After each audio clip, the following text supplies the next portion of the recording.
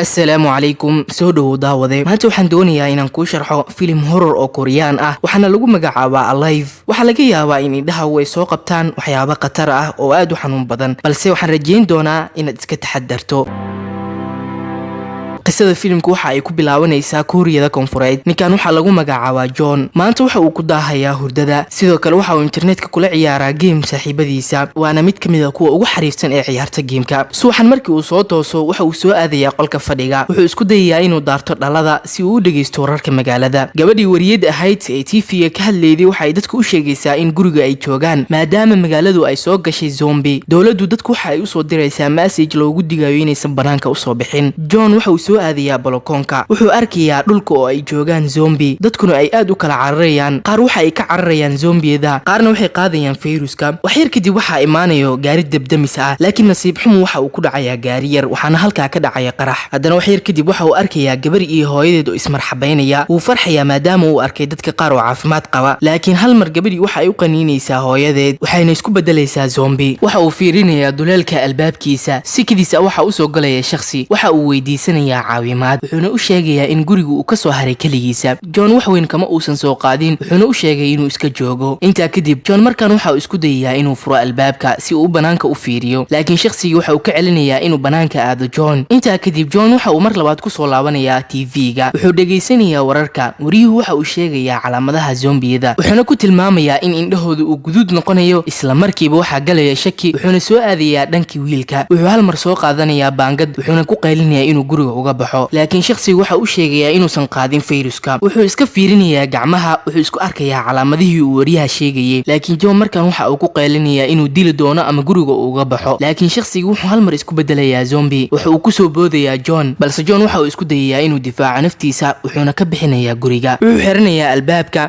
waxa uu fiirinayaa duleelka albaabka balse waxa uu arkayaa zombigii oo isku dhaceen zombie kale John oo badbaadsanaya naftiisana waxa uu albaabka ku sii adkeenayaa talaajo wuxuu isku dayayaa inuu la xiriiro qoyskiisa laakiin uma suura galayso inta kadib dawladdu waxa ay sheegaysaa in waajib ay tahay in dadku ay gurigooda joogaan muddo 2 bilood aysan ka soo bixi karin John waxa uu bilaabayaa inuu xisaabiyo cuntadiisa laakiin kaliya cuntada uu haysto waxa uu qaadaa muddo 10 maalin qoys iyo rajabeel kadib waxa uu isku qancinayaa si uu cuntada u yareysto inuu waqti badan iska jiifo maalinkii xigay John waxa uu galayaa Instagram-ka wuxuu arkayaa sawiro dad kale oo raadinaya caawimaad laakiin sidoo kale isaguna waxa uu iska qaadayaa sawir wuxuuna weydiisanayaa caawimaad inta kadib waxa uu keensanayaa qorshe in telefonkiisu uu ku xiro diyaarad drone ah way u suura gashay laakiin nasiib xumo telefonkiisu waxa ka dhacay batariga inta kadib isaga oo taagan balokonka waxa uu arkayaa askariyad cirsanaysa zombiyada balse sikidiisa waxa ka dhamaanaya xabadihii biskoolada ugu jiray zombiyaduna waxay bilaabayaan in hal mar ay ku soo boodaan askariyada John wuxuu si caadi u arkayay askariyada oo ku qaylinaysa caawimaad laakiin isaga naftirkiisa waxa albaabkiisa isku dagaalayay zombie badan taasoo sababtay in mid kamid ah uu gudaha u soo galo balse John waxa uu sameeyay qorshe uu isku difaaco isaga oo iska dhigay mid hal mar ka boodaya balokonka way u suura gashay zombigiina waxa hal mar iska tuuray dabaqii wuxuuna ku dhacay dhulka John markaan waxa uu bilaabayaa inuu iska hagaajiyo albaabkii uu ka soo galay zombiga wuxuuna isla markiiba iska duubayaa muuqaal uu ku rawac caawimaad waxa la gaaray maalinkii 7aad John waxa uu bilaabay inuu raadiyo qorshe uu ku badbaadiyo naftiisa laakiin markaan waxa ka go'aya tubada biyaha waxa uu bilaabayaa inuu cabo biir si uu biyo uga dhigto maalinkii oo dhanna waxa uu ahaa mid cabsan wuxuuna miyaaradda balokonkiisa ka wada dhigayaa pencil si aysan zombidu banaanka uga soo arag subaxii xigay waxa uu sariirta la saaran yahay quus ah inuusan badbaadeynin laakiin waxa uu soo dhacay message ay u soo direen qoyskiisa farxad kadib waxay u sheegeen in xaaladoodu ay fiican tahay bas naftiisa uu ka taxadaro quus iyo xanaaq dartiisa waxa uu soo qaatay kambal isaga oo soo fuulay birta balokonka si uu muuqaal isaga duubo balse zombiyadii oo dhan waxa ay ku soo xoomeen hoostiisa iyagoo u hanjawayay wuxuu ku soo laabanayaa gudaha wuxuuna jajabinayaa wax alaale wixii ka hor imaado wuxuu soo furayaa albaabka guriga wuxuu u soo baxayaa banaanka isagoo xaaladtii u dambaysa taagan maskaxdiisana ka saaray cabsi oo dhan isla markiiba waxa uu arkayaa zombie cunaya meyd hortiisa ah haddana waxa uu fiirinayaa dhinaciisa kale waxaase ka soo socda zombigii oo dhan wuxuu isku dayayaa inuu wiishka raaco si uu iskugu badbaadiyo laakiin marka uu furmo wiishka waxaaba ka soo daadanaya zombie kale way isku duldhacayaan dhammaantood taas oo fursad u siisay inuu sii cararo laakiin nasiib xumo waxaa soo istaagayay zombiyadii kale ee meydka cunayay balse waxa uu u muuqdaa indhoole taasoo keentay inuu ku gambado luuq yar markii uu ka gudbay zombigii John waxa uu galay guri kale wuxuu soo xiranayaa albaabka laakiin markii ay maqleen codka socodka dhaqdhaqaaqiisu waxay iska soo buuxinayeen albaabka si ay u soo galaan gudaha. isaguna waxa uu si xooga u hayay gaanjada albaabka si zombiyada aysan ugu soo galin gudaha. markii la gaaray maalinkii 20aad waxaa go'aya dhammaan korontadii magaalada, taasoo ka dhigan in magaaladu ay tahay mid mugdi ah. Johnna waxay ku noqotay mid ku sii riday rajabeel. waxa uu go'aansaday inuu nafta isdhaafiyo oo uu isdaldalo. markii uu xariga qoorta gishto waxaa nal yar oo leesar looga qabanayaa wejiga, wuxuuna ogaanayaa in nalka uu ka imaanayo dabaqa kasoo horjeeda. waa gabar lagu magacaabo Kim. sidoo kale waxa ay diyaarsanaysaa qorshe ay ku badbaadiso nafteeda, iyadoo dhammaan albaabada iyo daaqadaha guriga iskaga xirtay kuna aadisay alaab culculus si aan gudaha loogu soo gelin. waxay haysataa doobiro iyadoo eegaysa dhammaan guryaha. waxay arkaysaa John. markii ay is arkaan waxa uu soo qaadanayaa dhala yar, wuxuuna ugu qorayaa nambarka taleefankiisa maadaama codkoodu aysan ismaqlaynin. haddana waxay usoo tuuraysaa tennis, waxayna kusoo xiraysaa xarig si uu usoo gaaro dhanka John. laakiin nasiib xumo xariga oo gaaban waxa uu kusoo laabanayaa dhulka. John isla markiiba waxa uu kicinayaa daroontiisa, waxaana uu kusoo xirayaa xarig si ay usoo gaarto dhinaca gabadha. intaa kadib xarigu waxa ay ugu soo diraysaa waxa uu rabo, laakiin zombidii dhulka joogtay waxay arkaysaa xarig kasoo lalaada dabaqa. wuxuuna ogaanayaa zombiga inuu xarigu uu ku xiran yahay balakoon furan. wuxuu soo raacayaa xariga isaga oo dabaqa kusoo fuulaya, laakiin John waxa uu kusoo tuurayaa mindi, laakiin nasiib xumo mindida ma aysan gaarin. waxa uu soo kicinayaa daroontiisa si uu uga cabsi geliyo zombiga, laakiin zombigu waxa uu qabanayaa daroonta wuuna jebinayaa. ugu dambeyn isagoo usoo geli raba gabadha waxay ka tuuraysaa balakoonka, wuxuuna ku dhacayaa dhulka. John markiiba waxa uu soo gashanayaa dhar culus isagoo iska daboolaya meelaha banaan ee jirkiisa. wuxuu la soo baxayaa toosh weyn oo ay usoo dhiibtay gabadha, isaga oo baaraya waxa guriga ku jiro. nasiib wanaag waxa uu arkayaa cunto ku jirta filinjeerka. sidoo kale waxa uu helayaa qalabyo yar oo uu ku badbaadin karo naftiisa. wuxuu galayaa haddana gudaha guri kale, balse wuxuu arkayaa wax u eg meyd. marka uu soo dhawaado waxa uu malaynayaa meydka gabadha dariskiisa ah, balse hal mar waxa isbedelaya wejigeeda, waxayna kusoo boodaysaa si kedis ah. laakiin xili dambe waxa uu badbaadsanayaa naftiisa. wuxuu soo galayaa gurigiisa wuxuuna xiranayaa albaabka. intaa kadib waxa uu boorso ku ridayaa alaab iyo cunto si uu ugu diro Kim. xilligaana zombidii oo dhan waxay soo fuuleen guriga Kim. waxay la hadlaysaa John, waxayna u sheegaysaa in zombidii oo dhan ay soo fuushay dabaqooda. waxay haddana u sheegaysaa in codkiisa hoos u dhigo mar walba oo shanqar maqlaanna ay kusoo xoomayaan albaabka gurigeeda. waxayna soo qaadanaysaa bir si iskugu badbaadiso. intaa kadib zombidii waxay markaan galayaan dariska Kim, laakiin John waxa uu sheegayaa in xariga isku soo xirto si ay u fuulaan dabaqiisa qaybta sare. Kim waxay isku soo xiraysaa xarig, waxayna iska soo tuuraysaa dabaqa, waxayna imaanaysaa dhulka hoose. waxaana hal mar kusoo xoomaya zombiyadii oo idil. waxay bilaabaysaa inay iska difaacdo, balse waxay ku dhacaysaa dhulka. isla markii haddana waxay arkaysaa biskooladii askariyadda. way kacaysaa waxayna qaadanaysaa biskoolada, laakiin waxaa kusoo boodaya zombi kale. John oo agtaagnaa waxa uu isku dayayaa inuu difaaco, wuxuuna madaxa ku dhufanayaa zombigii, laakiin isna waxaa kusoo xoomaya dhammaan zombiyadii kale. intii uu awoodo wuxuu isku dayayaa inuu isdifaaco. ugu dambeynna labadooda way ka baxsanayaan, waxayna isku tuurayaan wiish. waxay tagayaan dabaqa sare si ay usii fuulaan sagxadda sare, laakiin gadaashooda waxaa soo socda zombiya kale. labadooduna waxay isku dayayaan inay ka cararaan. albaab walba oo isku dayaan inay furaanna ma furmayo, uu xiran yahay. way iska difaacayaan ilaa ugu dambeyn Kim ay u furmayso albaab, balse waxaa ku jiro gudaha nin, wuxuuna ku amrayaa inay gudaha soo galaan. intaa kadibna way xiranayaan albaabka. waxa uu ninka u keenayaa biyo, wuxuuna u sheegayaa akhbaarta ku cusub magaalada. sidoo kale waxa uu sheegayaa in dowladda markaan ay ballan qaaday in ay usoo diri doonto dadka diyaarad iyo ciidan dheeraad ah maadaama zombiyadu ay badatay. markay maqleen hadalka John farxad darteeda waxa uu habsiinayaa Kim, isagoo u sheegaya in fursadda ay ku badbaadayaan ay badan tahay. intaa kadib waxay ka codsanayaan inuu u keeno cunto, baahida hayse oo daran awgeed. waxay si degdeg ah u cunayaan cuntada. markii ay cuntada cunaan waxay noqonayaan kuwo wareersan maadaama ninku uu cuntada wax ugu daray. muddo kadib markii ay kusoo noqdaan sida caadiga, Kim waxay arkaysaa zombi xarig ku xiran gudaha guriga dhexdiisa. John waxa uu biskoolad ku qabanayaa ninka isagoo aad ugu qaylinaya, balse cabsida ninka uu ka qabay biskoolada darteeda wuu ka argagaxayaa, wuxuuna sii deynayaa xarigii uu hayay oo ay ku xirnayd zombidii. waxayna hal mar kusoo boodaysaa Kim, laakiin waxaa badbaadinaya John. waxay biskoolada u dhiibaysaa John, waxayna ku amraysaa inuu nafta dhaafiyo maadaama ay ka qoostay inay badbaado. laakiin si kadiisa waxay maqlayaan codka helikobtar. way farxayaan iyagoo aaminaya inay tahay fursadii ugu dambeysay ee ay ku badbaadi karaan. way soo baxayaan waxayna si xooga kusoo dhex marayaan zombidii, waxayna soo fuulayaan sagxadda sare ee dabaqa, balse zombiyaduna kama harayso, waxayna soo cararayaan gadaashooda. ugu dambeyn waxay imaanayaan sagxadda sare, waxayna xiranayaan albaabka si ay diyaaradda ugu aragto si fiican ayna u badbaadiso. laakiin zombiyadu waxa ay soo jabsanayaan albaabka. John waxa uu la soo baxayaa biskoolad si uu u laayo zombiyada, laakiin waxaa ka dhamaanaya rasaasta. zombiyaduna waxa ay kusoo dhawaanayaan dhinacooda. nasiib wanaag waxaa hal mar dushooda imaanaya helikobtarkii oo ay saaran yihiin ciidan, waxayna rasaasta ku furayaan zombiyadii. ugu dambeynna John iyo Kim waxaa caawinaya askarta, waxayna fuulayaan diyaaradda. filimkuna waxa uu soo dhamaanaya iyaga oo saaran helikobtarka ayna socdaan dusha sare ee magaalada. haddaba waxaan soo gaarnay dhamaadka muuqaalka. waxaan ku sii siin doonaa su'aal maskaxiyana si aad ugu jawaabto balse ka hor su'aasha ku qiimee muuqaalka aad hadda soo daawatay 1 ilaa 10 kuna cabir ra'yigaaga qaybta commentiska hana dhuuman ee jawaabta isku day. Michael iyo qayb kamid ah qoyskiisu waxa lagu afduubtay gurigooda si kadisa waxa soo dhacay taleefankii guriga. Ninkii afduubtay waxa uu fursad u siiyay Michael inuu ka jawaabo taleefanka laakiin waxa uu ugu hanjabay haddii uu isku dayo inuu weydiisto wax caawimaad ah inuu dili doono mid kamid ah qoyskiisa. Markii uu qabtay taleefanka Michael waxa uu ku hadlay kaliya erayadan: ha aabe ma ku caawin karo, waxaan joogaa guriga, waan daalanahay, haddaysan jirin xaalad degdeg ah ila soo xiriir bari. Haddana waxaan caruurta geeyay sariirtooda. 15 daqiiqo kadib waxa gurigii soo hareereeyay boolis waxaana suurta gashay in la qabto ninkii afduubtay Michael iyo qayb kamid ah qoyskiisa. Haddaba ma sheegi kartaa sababta?